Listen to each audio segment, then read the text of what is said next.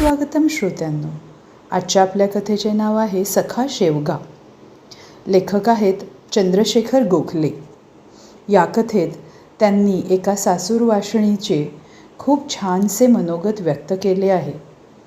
जुन्या काळी सासूरवाशिणींना आपले मन मोकळे करण्याची फारशी मुभा नसायची.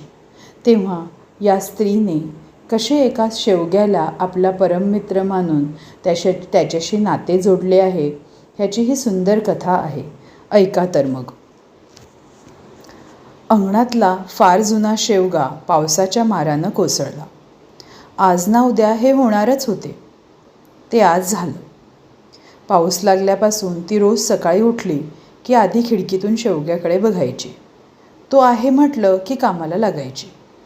पावसात देवाच्या भरवशावर सोडला तरी ती या घरी आल्यापासून प्रत्येक उन्हाळ्यात तिनेच त्याला जपला. इथला उन्हाळा तो कसला भयंकर. पाताळापर्यंत पोहोचता येईल अशा भेगा पडायच्या जमिनीला. माणसं करपायची. तिथे झाडांची काय. कोस कोस फिरून 10 कळशा भरून आणायच्या. तेव्हा कुठे घरच्यांचे गळे भिजायचे. अंग भिजवायला अंगणातला आटलेला आड कामी यायचा. आत बादली सोडली तर कावड्या बसतील अशा खणखणात व्हायचा. अगदी क्षारयुक्त जळसर पाणी अंगावर थर जमवणारं, पण तरी त्यानेच देह भिजवायचा. पाणी अंगावर घेताना डोळे आणि तोंड घट्ट बंद करावं लागायचं. नाहीतर दिवसभर डोळे लाल आणि घशाला खवखव सुटायची. वर अशी तक्रार केली की सासूबाई कार्दवायच्या. तर अशा प्रखर उन्हाळ्याची सुद्धा ही सगळ्यांची नजर चुकवून त्या शेवग्याला पाणी घालायची. अर्धा हांडा पाणी पाजलं तरी तो दिवसभर झुलत राहायचा. असे किती उन्हाळे पावसाळे दोघांनी एका अंगणात घालवले. गेली 10 वर्ष झाली सासूबाई गेल्या. इतक्या वर्षींचा हिसाब चुकता केल्यासारखा पाऊस दरवर्षी पडायला लागला. तरी उन्हाळा तसाच ओरखडे उठवणारा. पण एक एक करत घरातली माणसं कमी झाली. 2 नणंदा होत्या, त्या लग्न होऊन सासरी गेल्या. दीर नोकरीच्या निमित्तानं शहरात गेले. हिचा लेक शिक्षणासाठी मामा घेऊन गेला. तो तिथेच स्थायिक झाला. इथे स्थायिक होण्यासारखं होतं तरी काय. 4 एकर नापीक जमीन. पीक घेतलं तर त्यात 10 वाटे. नापीक ठेवली तर कुणचं काही म्हणणं नाही. त्यामुळे फारसं बोलणं नाही. मुलगा पण फार कमी बोलायचा. भाऊ मात्र न चुकता भाऊबीजेला येऊन जायचा आणि भाद्रपदात 2 दिवस आग्रहाने घेऊन जायचा. वहिनीबाई पण मायेनं करायची. काही हवं नको ते बघायची. मुलालाच तशी माया कमी. कधी वहिनीला भावाला हौसेने काही घेणं हिला जमलं नाही. तिच्या नवऱ्याच्या तर मनातही यायचं नाही. तसं नवऱ्याच्या मनात नक्की काय हे तिला कधी कळलंच नाही. पोस्टातली नोकरी इमाने इतबारे सांभाळली त्यानं. धाकट्या भावंडांचं वडिलांच्या मागे शक्य तितकं केलं त्यानं. त्यात हिचा नंबर कधी आलाच नाही. त्या शेवग्याच्या सोबतीनं हिनं दिवस काढले म्हणायला हरकत नाही.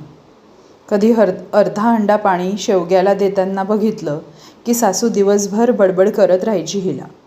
कशाला हंडा पाणी वाया घालवतेस. शेवग्याला कोणी पाणी घालतं का. ते काय हौसेने लावलेलं झाड आहे. त्याचं ते उगवलं आहे, त्याचं ते बघेल. मनातल्या मनात तिला तिची आणि शेवग्याची जागा आणि किंमत आणि कहाणी एकच वाटायची. फरक इतकाच की त्याचा तो उगवला होता आणि ती लग्न होऊन या घरात आली होती. तो कुंपणाच्या आत होता आणि ही उंबरठ्याच्या आत होती. तिची कूस उजवली होती आणि तो वेळप्रसंगी शेंगा देत होता, फुलं देत होता.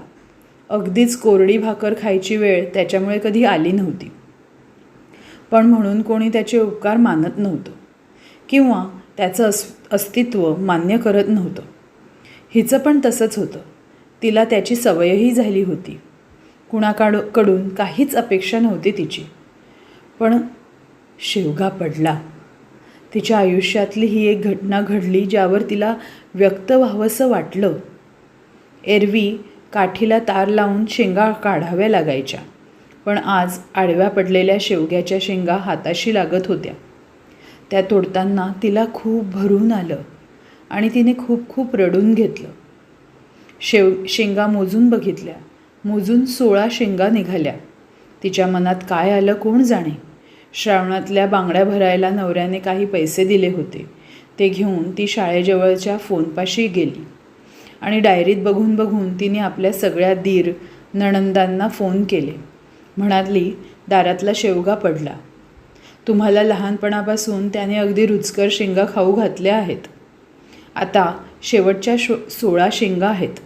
2 दिवसात आलात तर पुन्हा तशीच कांदा घातलेली शेंगांची आमटी करते.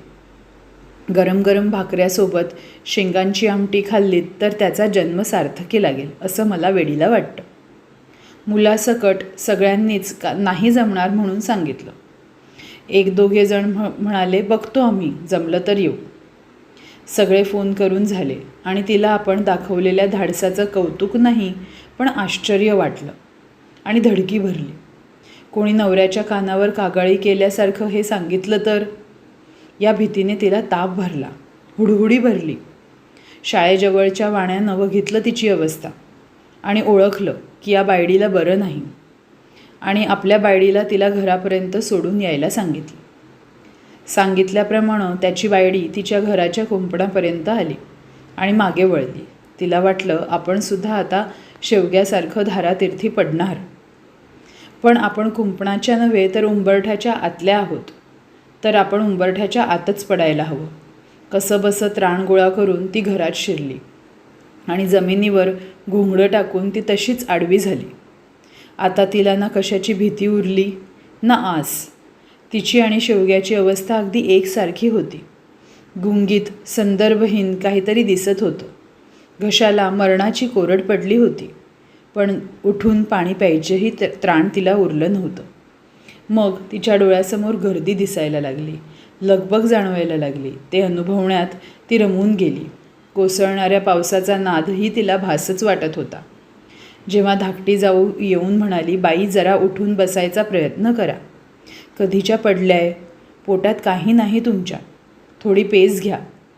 तेव्हा ती भानावर आली तर सगळं घर माणसांनी भरून गेलं होतं.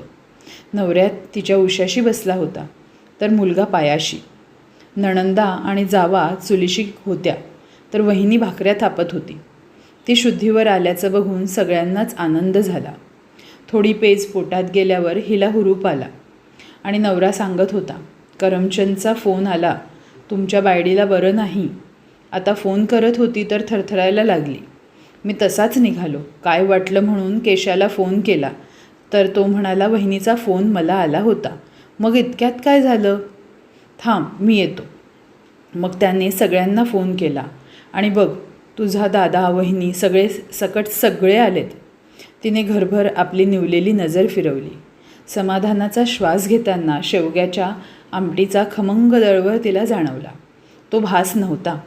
तिच्या घरात खरंच शेवग्याच्या आमटीचा खमंग सुवास दरवळला होता. तो दरवळ बाहेर आडव्या पडलेल्या शेवग्यापाशी पोहोचला असेल आणि मुलगा सांगत होता, आई ती जागा खाली नाही राहणार. मी शेवग्याचं रोप घेऊन आलो आहे. उद्या पाऊस थांबला की आपण ते त्या ठिकाणी लावू. भर पावसात तिला पुढचे उन्हाळे दिसायला लागले. खरंच अबोल झाडाशीही किती जवळचं नातं विणलं होतं ह्या स्त्रीने. असंच असतं, आपण मनोभावे जर कोणाला आपलं मानलं तर आपला जीव गुंतून राहतो. कशी वाटली ही मनोभावी कथा सांगा मला कमेंट्स करून. पुन्हा भेटूया नवीन कथेसह.